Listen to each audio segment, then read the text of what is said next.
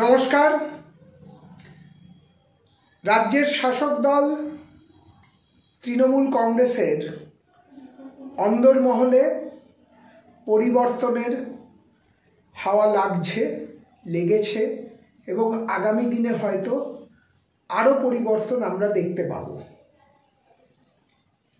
এই মুহূর্তে আমরা আপনাদের সঙ্গে বিজনেস বাতে সোমনাথের সাথের এই পর্বে দলের সাংসদ মহুয়া মৈত্রর কিছু কথা শেয়ার করব। সংবাদ মাধ্যমের কল্যাণে ইতিমধ্যেই সেই কথাগুলো ভাইরাল হয়েছে, তথাপি আমরা করছি। তার কারণ হলো যে আমাদের এই অনুষ্ঠানের আমরা বিভিন্ন পর্বে তৃণমূল কংগ্রেসকে নিয়ে বহু রকম আলোচনা করেছি। বিভিন্ন মানুষের তাতে বিভিন্ন মতামত ফোন পেয়েছি ব্যক্তিগত পর্যায়ে, এবং একটা অদ্ভুত পরিস্থিতির আমরা লক্ষ্য করেছি। তৃণমূল কংগ্রেসের যারা পুরনো কর্মী তারা কিন্তু অসম্ভব রকমের উৎসাহিত হয়ে আছেন যে সমস্ত নব্য তৃণমূলীরা তৃণমূল কংগ্রেসের অন্দরে ছড়ি ঘোরাচ্ছেন। এই নব্য বলতে কিন্তু অভিষেক বন্দ্যোপাধ্যায়, মমতা বন্দ্যোপাধ্যায় এই পর্বে আমি যাচ্ছি না, ওটা তাদের দলীয় ব্যাপার। কিন্তু দলের উত্তরণ পর্বে, শুরুর পর্বে যে সমস্ত মানুষজন ছিলেন তারা কিন্তু এই ধরনের চিন্তা ভাবনাকে স্বাগত জানিয়েছেন, এবং বিশেষত মমতা বন্দ্যোপাধ্যায়ের নেতৃত্বের প্রতি এখনও তাদের অটুট আস্থা রয়েছে, সেটা তারা জানিয়েছেন। সাংসদ মহুয়া মৈত্রর কিছু কথা আপনারা ইতিমধ্যে শুনেছেন। আমরা আজকে TV9-এ প্রচারিত সেই কথারই কিছু অংশ আপনাদের শোনাচ্ছি। তারপরে আমাদের খুব সংক্ষিপ্ত দু একটি কথা আপনাদের জানাবো। This channel does not promote any violent, harmful or illegal activities. All content provided by this channel is meant for an educational purpose only. বলছেন তৃণমূল সাংসদ মহুয়া মৈত্র, লক্ষ্য বিরোধীরা নন। মহুয়ার তীর দলেরই এক নেতাকে, নাম না করে পলাশী পাড়ার বিধায়ক মানিক ভট্টাচার্যকে তোপ কৃষ্ণনগরের সাংসদের বানিয়া এলাকায় তিনি বক্তব্য রাখছিলেন, আর সেখানেই একটা ভিডিও ক্লিপ ভাইরাল হয়েছে। কি বলছেন মহুয়া মৈত্র, শুরু।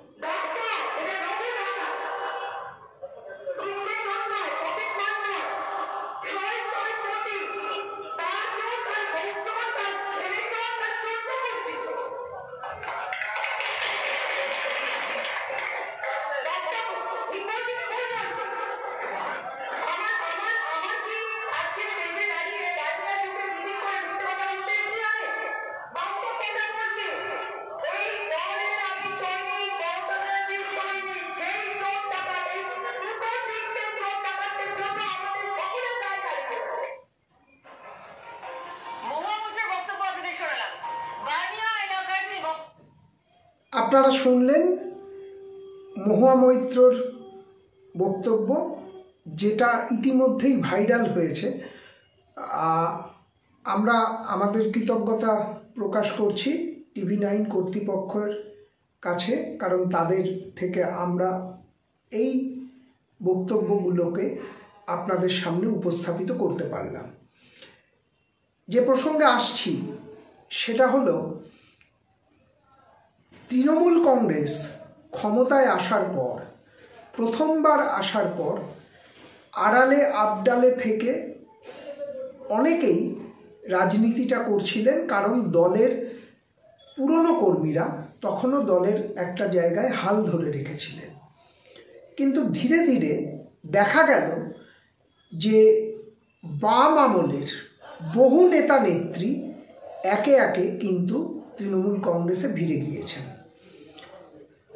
আমি কারোর ব্যক্তিগতভাবে নাম করে এই কথা বলতে চাইছি না, কিন্তু এর ফলে যেটা হলো সেটা হলো দলের পুরনো কর্মীরা, পুরনো নেতাদের এলাকা ভিত্তিতে অনেকেই কিন্তু আস্তে আস্তে কোণঠাসা হয়ে পড়লেন, এবং এইভাবে কিন্তু দ্বিতীয় তৃণমূল সরকার পরবর্তী সময়ে নির্বাচন সামনে এসে যাওয়ায় সেখানেও তারা বৈতরণী পার হয়ে গেলেন ব্যাপক ভোটে, এবং সেখানে কিন্তু মমতা ব্যানার্জির ডাকে সাড়া দিয়ে রাজ্যের মানুষ বিপুল ভোটে তাদেরকে জিতিয়ে আনলেন। রাজনৈতিক কৃতকৌশল এর মধ্যে অনেক রকম ছিল, কিন্তু সেটা আমাদের বক্তব্য নয়। বক্তব্য হলো যে আজকে দলের সাংসদ, একজন সাংসদ, তিনি এই কথা বলছেন, এবং অনেক সময় অনেক নেতা নেত্রীকে অনেক কথা বলতে দেখা গিয়েছে। কিন্তু এটা কি কেবলমাত্র কৃষ্ণনগরের সাংসদের এলাকারই একজন বিধায়কের ক্ষেত্রে প্রযোজ্য? মনে হয় না। এরকমভাবে বহু নেতা নেত্রী তৃণমূল আমলে উঠে এসেছেন, সেটা তারা বিরোধী দল থেকেও এসেছেন, এবং দলের মধ্যেও একদল নিজেদেরকে এমনভাবে গুছিয়ে নিয়েছেন এবং এমনভাবে এক রামরাজত্ব তৈরি করেছেন, যার ফল ভোগ করতে হচ্ছে কিন্তু একদম সাধারণ মানুষদের। আমি শুরুতেই বলেছি যে এই ফল ভোগের কিন্তু মাসুল দিতে হচ্ছে সবাইকে, এমনকি দলও কিন্তু এর বাইরে নেই। কিন্তু দলের কথা আমরা এখানে বলতে পারি না। আমরা যেটা বলতে পারি সেটা হলো লক্ষ লক্ষ টাকা, কোটি কোটি টাকার সম্পদের অধিকারী হয়ে পড়েছেন দলকে সামনে রেখে একদল অসাধু রাজনৈতিক কারবারিরা, যাদেরকে নিয়ে কিন্তু দলকে ইতিমধ্যেই বহুবার ঢোক গিলতে হচ্ছে। আর সাধারণ মানুষ ঠিক এরকম একটা পরিস্থিতিতে মাননীয় মুখ্যমন্ত্রী মমতা বন্দ্যোপাধ্যায়ের দিকে তাকিয়ে রয়েছেন।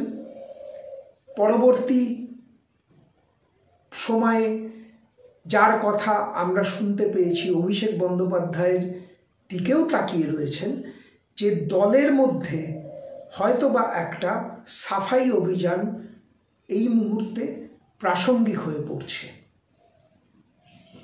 কারণ দলকে কেন্দ্র করে লক্ষ লক্ষ কোটি কোটি টাকার কিন্তু বিভিন্ন রকমের বেনিয়মের অভিযোগ উঠে এসেছে। দল মানে কি? সেই কর্মীদের জন্য দল আজকে কালিমা লিপ্ত হচ্ছে। এটা কেবলমাত্র তৃণমূল কংগ্রেস বলে নয়, ইদানিং রাজনৈতিক প্রেক্ষাপটে বহু ক্ষেত্রেই বহু দলের বহু নেতা নেত্রীর বিরুদ্ধেই কিন্তু এই অভিযোগ উঠে আসছে। যেহেতু আমরা রাজ্যের রাজনীতির মধ্যে আলোচনায় রয়েছি এবং আমরা জানি যে কাটমানি ইস্যুতে একটা গোটা ইলেকশনের বৈতরণী পার হয়ে গেছে তৃণমূল কংগ্রেস। বিরোধীদের কিন্তু প্রায় চ্যালেঞ্জকে তুড়ি মেরে উড়িয়ে দিয়ে গেছেন মমতা বন্দ্যোপাধ্যায়ের নেতৃত্বাধীন তৃণমূল কংগ্রেস, এবং তা আজকে ইতিহাস হয়ে গেছে। কিন্তু আগামী দিন যদি এইভাবে চলতে থাকে তাহলে কিন্তু তা হয়তো আমাদের রাজ্যের জন্য এক ভয়ঙ্কর অশনি সংকেত নিয়ে আসতে চলেছে বলে দলের পুরনোদের অনেকেই মনে করছেন। আর তার সঙ্গে লক্ষ কোটি টাকার কেলেঙ্কারি তো জড়িয়ে থাকছেই। বিভিন্ন ঘটনাকে কেন্দ্র করে আদালতের দিকে তাকালেই বোঝা যায়। বিজনেস বাতে সোমনাথের সাথের এই পর্ব আপনারা মন দিয়ে দেখুন এবং এই ধরনের অনুষ্ঠানকে আরও সার্থক করে তুলতে চ্যানেলটিকে সাবস্ক্রাইব করে বেল আইকন টিপে সঙ্গে থাকুন। নমস্কার।